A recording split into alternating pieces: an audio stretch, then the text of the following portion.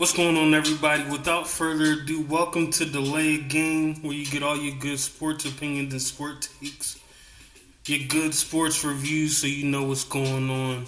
So right now, we're focusing on the NBA playoffs, and we finally made it to the finals. So we're going to take some time and talk about what's been going on. I hope everybody's doing well. Everybody's having a good day. But we're going to get right into it because we do have to talk about Game 1 and Game 2. So just a quick recap. We are now tied 1-1. Next game is coming up soon, but I couldn't let it go any further without addressing the first two. We did see the Boston Celtics win Game 1. I don't know if I would say it was a steal, but if you had listened to the last episode, some of my thoughts, I thought the Warriors were going to come out of the gate a little sluggish or just a little rusty. And I thought that if the Celtics executed well, they might have been able to take the first game. And that was the game they were able to win. Now, when it comes to Game 2, the Warriors came out ready.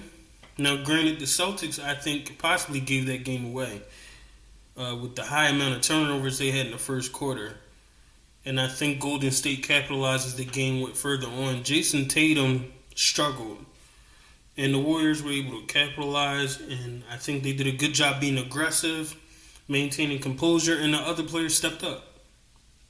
That's what happens. You step up at home, you win some games. Al Horford struggled Game 2 after having a great Game 1 performance.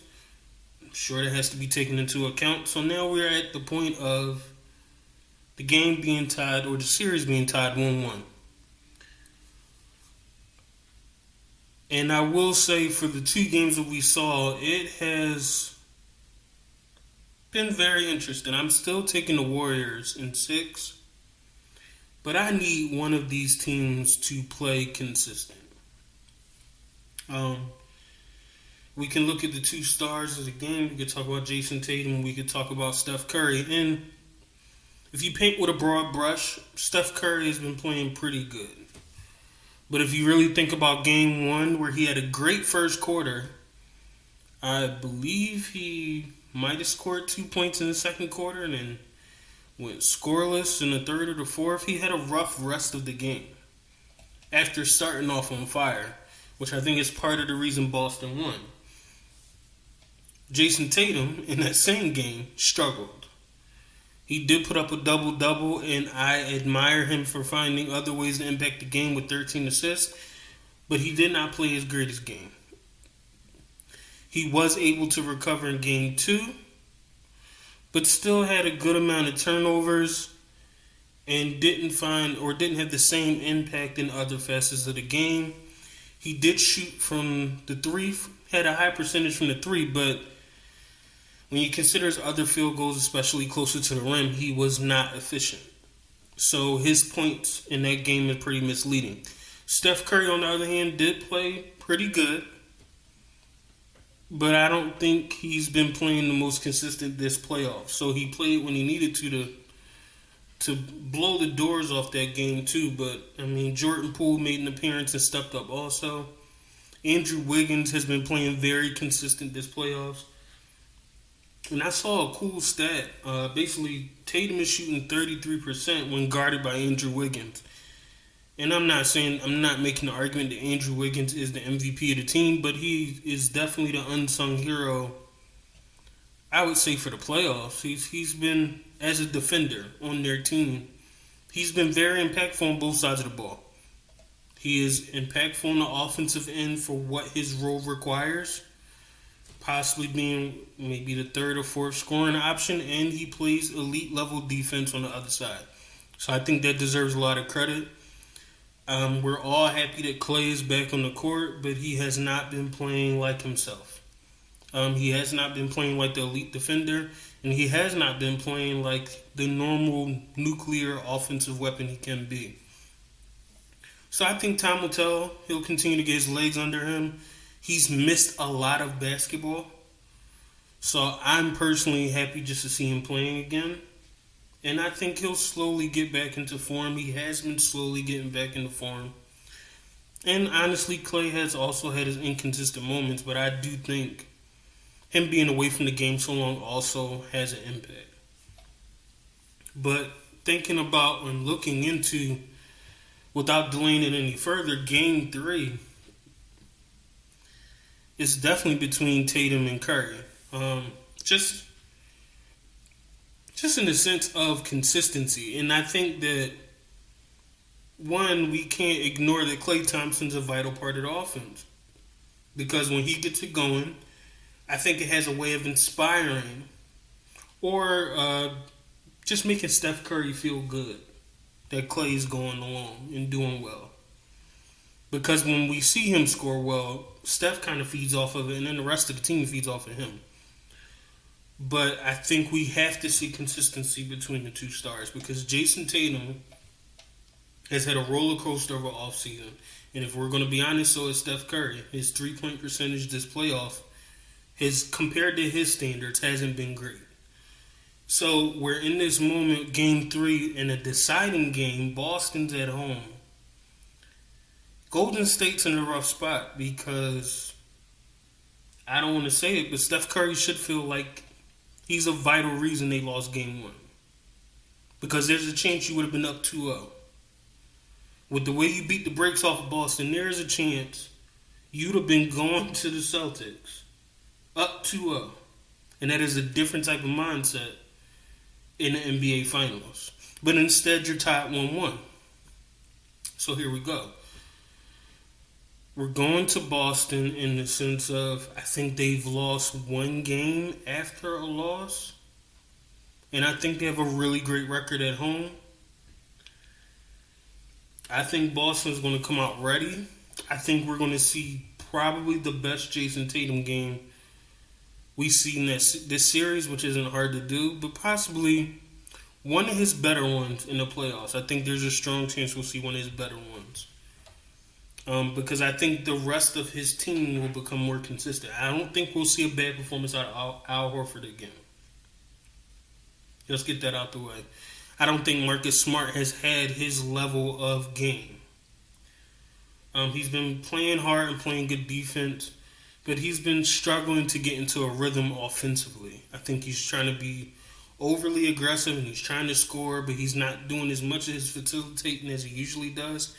I think Marcus Smart will get back to what he does well this game. And because of that, I think the rest of the team will play better because he's back in his zone. So I think Marcus Smart will be impactful in the game. I think he'll have double-digit points, but he'll definitely get somewhere between 8 and 10 assists. I would not be surprised.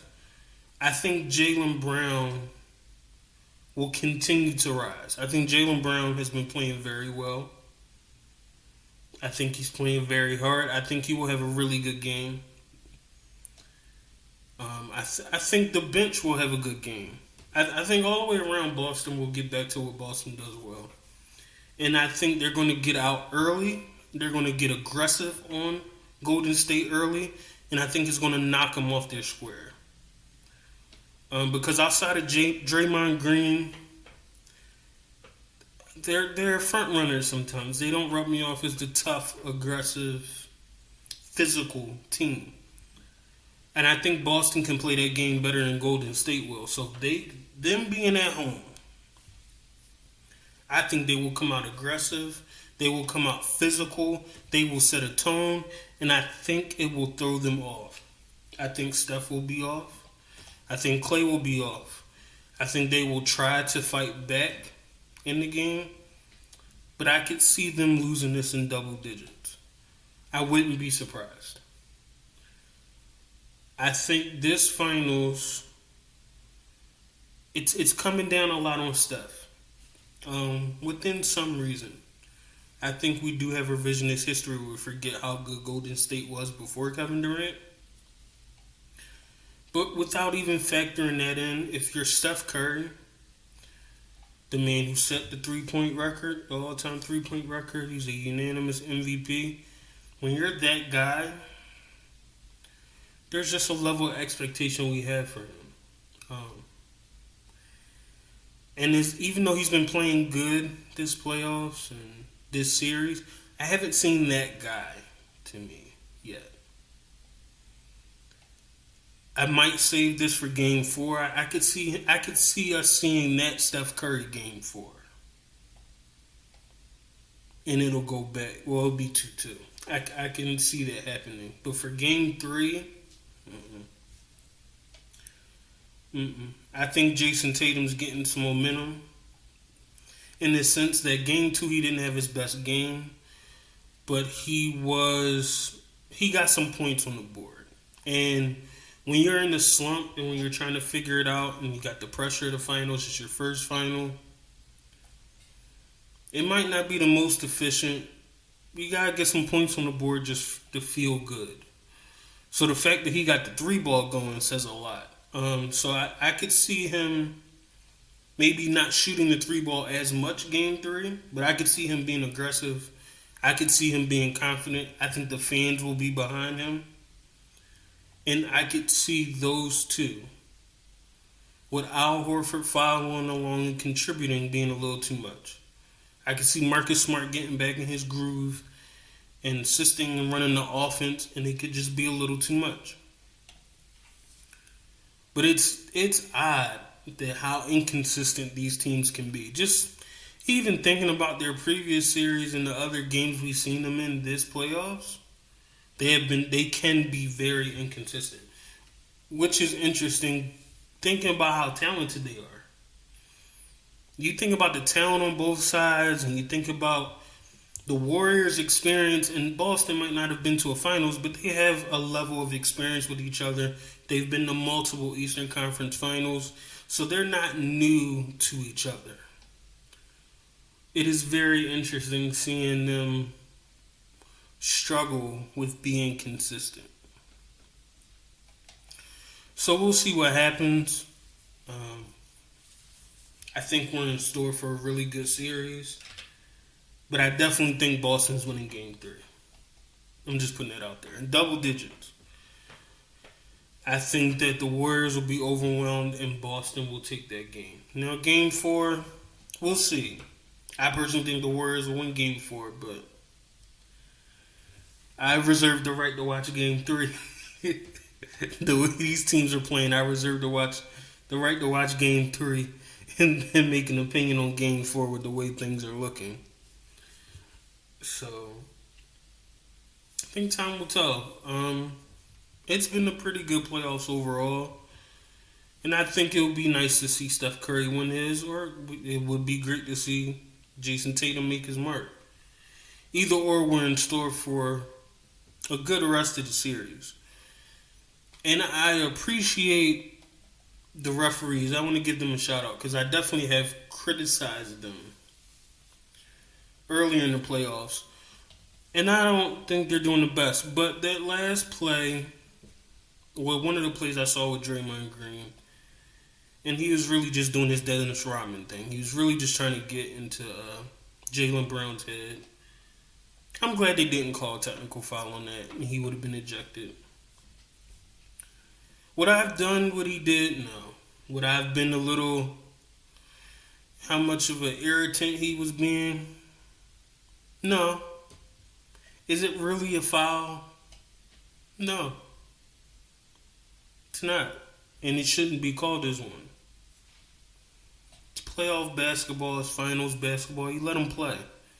I think the refs forget they're supposed to be observing the game and trying to enforce the integrity, and they just think they want to take control and overvalue the impact they should have on the game. Some of the things that they call as fouls are complete, utter ridiculousness. So I'm glad that the finals, compared to the previous series, have been a big improvement.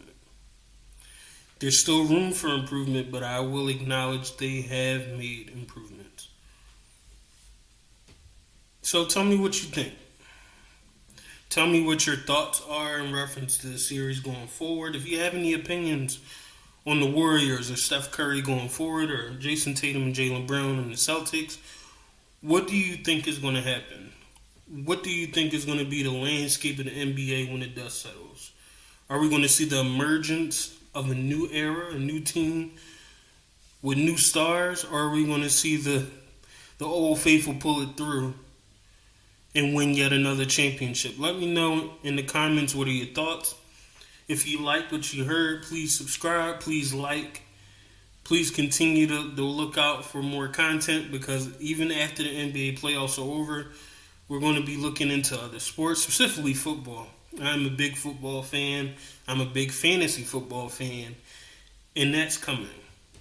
So we're going to soon, once the NBA playoffs, we're going to dive into the crazy offseason that happened with the NFL. We saw a lot of players move. We saw a lot of trades happen. Even before the draft, we saw a lot of changes in the landscape. Quarterbacks, wide receivers, you name it, moving. What do these moves really mean, and what does it mean for the game? Who should you be looking to draft? So we're going to be talking about some of these moves. We're going to be talking about fantasy football. We might even try to touch on baseball. And shout out to the Phillies, even though they lost their coach. They did have a great comeback victory. I believe that was on Sunday I saw, where they were down by 4 runs. Gotta give them credit. They always play hard to me. They just don't do well with closing games. So the point is, we're going to be covering other sports. So please keep an eye out. And we're also going to touch on some things that might be coming up in the offseason. Big thing, we got to talk about Zion Williamson. Would you sign him to a max rookie deal, guaranteed, with the way he has been playing or lack thereof? Where's DeAndre Ayton going to end up? Will they trade Russell Westbrook? So I think there's a lot out there. Where's Kyrie Irving going to end up? So we're going to really dig deep into some of these other conversations and discussions that are happening in the sports world. But for right now, we're just simply focusing on the NBA Finals. But just stay tuned, because we're going to tackle other things. If there's anything you would want talked about or discussed, make sure you mention it down in the comments. Make sure you just contact me and let me know if there's something you want to hear about. But until next time, I hope you guys are having a good day whenever you hear this. Hope you have a good rest of the week. And stay tuned for the next episode.